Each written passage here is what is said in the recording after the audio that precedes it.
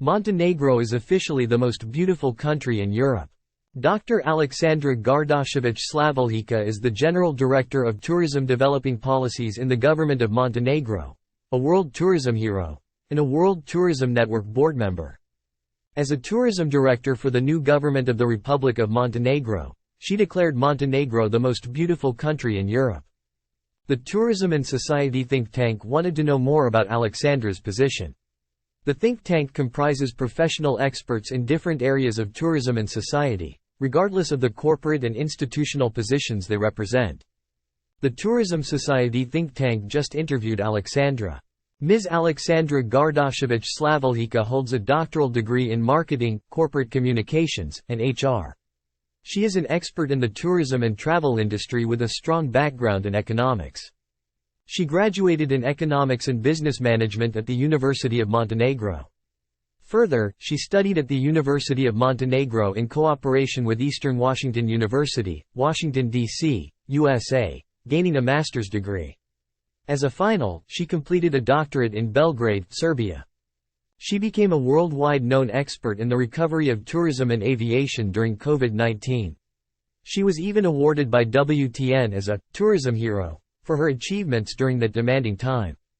As a tourism consultant, she is specialized in corporate communication, sales, marketing, and HR. Her significant experience in strategic management is an excellent asset to each destination and company she worked for. She has been focusing on connecting Montenegro to the world. When asked to comment on an achievement that she is the proudest of, she says that being a mom of two great guys. One who is a pilot, flying for Bamboo Airways in Vietnam, and the other, a student of the most prestigious university in Switzerland, University of St. Gallen. Both being so warm-hearted persons, makes her super happy and proud. My two sons are my strength, power, and the whole world, together with my great husband, parents, and brother. My family is my fortress that I selfishly guard and cherish. Dr. Aleksandra Gardašević Slavoljica is the General Director of Tourism Developing Policies in the Government of Montenegro. Gardašević explains her activities and line of work for the travel and tourism industry in Montenegro. The scope of our activities is very broad.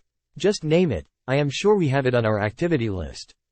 One of them is the creation of a responsible and attractive business environment. In particular, the Directorate, which I am the head of, deals with all major tourism-related, both from the strategic and operational aspects. So, I would like to point out that we are creating a strategic framework and have hands-on, everyday operational activities. Talking about the last 2 years, since I've been the director of the Directorate for Tourism Developing Policies, we have adopted numerous strategic documents. The most important umbrella document is the National Tourism Development Strategy of Montenegro 2022-2025. With the action plan, this document is a roadmap of a sustainable development tourism path. The complete development process of tourism is defined in the strategy. Goals and an action plan are defined with instructions on achieving them. The UNWTO has officially complimented us for creating such a practical, useful, and action-oriented document. I am so proud of it, as I was the project manager. In addition to the strategy, we have adopted many programs and are preparing more. Our primary and applicable programs are those for rural tourism, health, sports, LGBTQ, and cultural tourism. Whatever we do it to create a sustainable environment in which the local population is satisfied and ready to provide services to tourists at the highest level. Also, positioning our destination on a global tourism stage is one of our goals because Montenegro is still a new and untouched jewel of Europe. I feel like a cosmopolitan, but I will not exaggerate if I say that Montenegro is the most beautiful country in the world. What does the tourism industry in your country offer for the social, economic, and cultural development of Montenegro? As I emphasized already, tourism development in Montenegro is based on the principles of a balance between the requirements of the economy, the need to carefully use natural resources, and the obligation to provide the population with good living standards. In this regard, our activity focuses on developing a tourist offer that will meet the requirements of tourist demand and respect the 3 pillars of sustainability. We have a special approach to the development of the offer of cultural tourism, bearing in mind that, in addition to the offer of rural and health tourism products, in this way, we create preconditions for a year-round tourist offer and a reduction in seasonality, which will have positive economic and social effects visible through an increase in income and employment. What does Montenegro offer to the international tourist? Montenegro is a country of exceptional beauty. We can offer tourists love at first sight because they will be delighted once he comes to Montenegro, which will become their permanent destination. In a small area covering less than 14,000 square kilometers, nature was generous.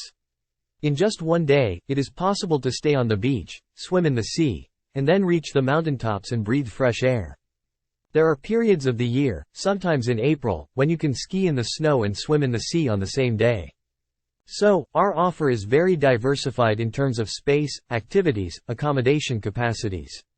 You can stay in luxury hotels or rural households. You can have a party or a quiet, romantic time.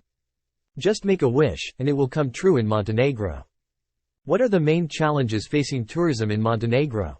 More than 30% of our GDP is related to tourism, so it is clear how important this industry is to us. We all know how challenging it is, especially in these strange times full of challenges. We are trying to make tourism a sustainable and resilient economic branch. In this sense, we are successfully solving the problem of seasonality, workforce, unbalanced regional development, infrastructure, air connectivity, and sustainability. However, these are not only challenges related to our country but challenges that affect global tourism to a greater or lesser extent. Until recently, Montenegro was a sun and sea destination. It's not like that anymore. We are an all-in-one destination where tourism is performed 365 days a year. We are a country tailored to meet the needs of all kinds of visitors. Our offer is created according to the expectations of very demanding tourists, which we are trying to attract and make them wish to stay at our destination longer. And from your international perspective, what are Europe's main challenges? The world is a global village, so the challenges are also global. COVID-19 was the leading showcase of such a situation. No single destination in the world was not hit by it. So, everything I already mentioned about our destination applies to almost all destinations worldwide. However, I would like to comment on perhaps the main challenge for Europe and the world: sustainability. We all need to focus on this because sustainable tourism is the key to solving many challenges. Now it is a time when we have to be extra careful. We must not let over-tourism happen again. Tourism should never be as before COVID. I think many destinations realized it, and this should be our path fulfilled with sustainable, responsible, inclusive, green, smart tourism. You stand out for your capacity for work and collaboration. Do you consider that the different sectors of the state tourism industry are aligned with the Ministry of Tourism? Tourism is everyone's industry and industry for everyone. There is not a single economic branch, at least in our country, unrelated to tourism. Our ministry intensively and very successfully connects all tourism stakeholders, whether they are from the state or private sector, civil society, or NGOs. We are at everyone's disposal. A country's tourism cannot be booming if it is not recognized at all levels, and all the stakeholders must be in a network. However, SMS are the main carriers of tourism, and for them to function, they must have a responsible business environment and stable market. Therefore, cooperation in tourism is imperative, and no entity or institution can function independently. We are all connected. We are all networked. Networking at the national level is a prerequisite for networking at the global level. In general, what is the current situation of the national tourism industry? We are more than satisfied with the tourism recovery and reset after COVID-19. Our quantitative indicators are excellent. We even surpassed the level of the record 2019 in many segments. However, Montenegro has made a change in tourist direction. We are working on the new branding of the destination by modeling as diversified products as possible and increasing its quality. This is the new image that we want to be the seal of our destination. For us, it is vital to attract responsible guests, who behave responsibly towards our nature, stay longer at the destination and spend more. Our destination promotion is oriented towards such target groups. In some interviews, you talk about the cultural identity of Montenegro. What are the main concepts and developments that make that cultural identity identifiable? I think that Montenegro deserves to be better recognized on the map of global cultural tourism and would like to see this situation improved in the coming period. Our ministry, as well as the Ministry of Culture, are working on it intensively. Montenegro represents a fascinating area of rich cultural and historical heritage. In our country, we have UNESCO-protected properties. There is a mixture of different cultures because Christianity and Islam meet here and live harmoniously. These are just some of the predispositions and potentials for the country's cultural development. It may be interesting to say that 3 great Christian relics are located in Montenegro. The hand of Saint John the Baptist. The hand that baptized Jesus Christ. A fragment of the Holy Cross of the Lord. Part of the cross on which Jesus Christ was crucified. And the icon of the Holy Mother of God Falermosa. According to tradition, it was the work of Saint Apostle Luke who painted it live in 46 AD. Therefore, Montenegro is a new phenomenon of cultural tourism, and everyone who visits it is delighted by our cultural offer. What are you developing to strengthen the image and the country brand? Montenegro was recently recognized as a sun and sea destination. Yes, our beaches and coastline are magically beautiful, but that is only part of the beauty of our destination. We brand the country as an all-in-one destination because we have an offer for everyone's taste and expectations. Therefore, we want our destination to be better recognized globally for its active and diversified tourism, primarily based on sustainability and responsibility towards the environment and nature. In this sense, we are rebranding our destination, knowing how it is important from its recognition. The new brand is based on new marketing standards and new principles that apply to tourism. Montenegro is a responsible destination, and we create our offer tailored to the most demanding guests. In your opinion, what are the main tourist resources of the country that make it different and unique in the wide tourist offer found in the Adriatic? Unreal natural beauty is the unique selling point of our destination. Our regions take your breath away and remain etched in the minds and hearts of tourists forever. This is the reason why tourists keep coming back to us. Whoever visits Montenegro once will keep on visiting it frequently. We have 5 national parks rich in flora and fauna and numerous endemic species of animal and plant origin. The proximity of the sea and the mountains gives countless possibilities. Sometimes it happens that on the same day, a tourist can ski, both in the sea and on the snow, because the sea and the mountains are only a little more than an hour's drive away. Our traditional food is delicious, and whoever tries it once falls in love with the country because, as we know, love goes through the stomach. Our traditional hospitality, rich cultural and historical heritage, and the meeting of 2 religions, Christianity and Islam, are happening in an area with less than 14,000 square kilometers and only 600,000 inhabitants. Montenegro is located in a desirable geographical environment but is surrounded by very powerful countries for tourism. Is there a common strategy, or is it one of the region's weak points? Trends change, and there is room for everyone in the tourist market. Our target group is predominantly high-paying markets, although tourists from the region are also our traditional guests. We believe that we have a unique product tailored for guests from Central, Western, and Northern Europe and guests from the Middle East, which is also very important to us. For them, our offer is without competition in many respects, but we need to strengthen the promotion of our destination. This is also the main goal of our national tourism strategy, to become a globally recognized destination by 2025.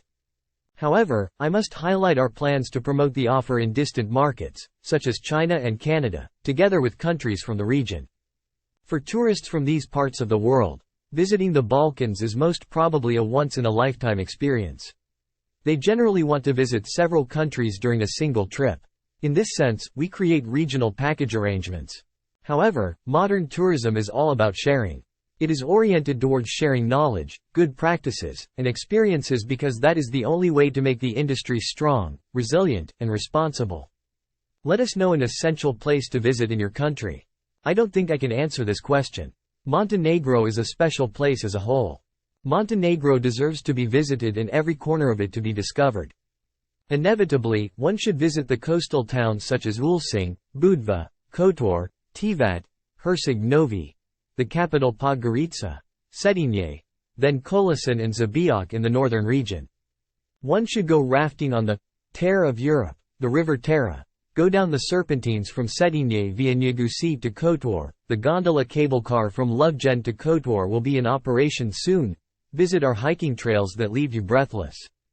It would be best to visit the luxury hotel brands that have their specialty in this area and small rural households whose charm even the most demanding tourists cannot resist. Well, our national parks. Lovgen, Lake Skadar, Vyegradska Gora, Dermitar, under UNESCO protection.